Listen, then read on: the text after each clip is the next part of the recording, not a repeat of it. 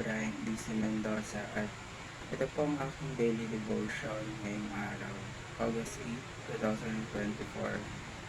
Ngayong araw po ay aking ibabahagi ang aking natutunan patungkol pa rin po sa anatomy of sin and temptations. Now, sabi po sa 1 Corinthians chapter 10 verse 12 and 13, therefore let anyone who thinks that he stands take heed lest he fall. No temptation has overtaken you that is not common to man.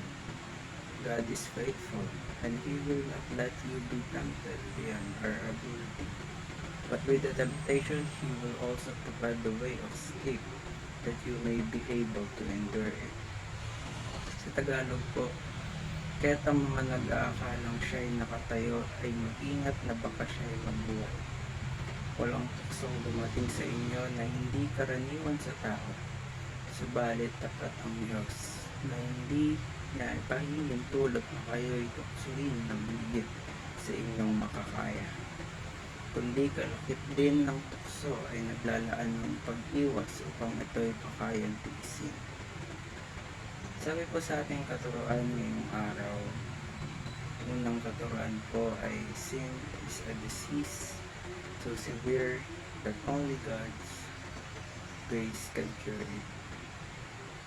Sabi po dito, so severe. Ang kasalanan po ay parang isang malubhang karamdaman. Karamdaman na minanata natin noon kay Adan, na tangi ang Diyos lamang ang God's grace lamang ang makakapag-cure nito. Biyaya lamang ng Diyos ang tanging makakapaglunas sa ating mga kasalanan. Ikalawang katuruan po ay temptation is restrained by God's faithfulness. Ito po yung pagpapakita ng mayamang biyaya ng Diyos sa atin. Walang temptation, walang tukso na darating sa atin na hindi sinusuri ng Panginoon. At ikatlong katuruan po ay all temptations have a potential fire exit.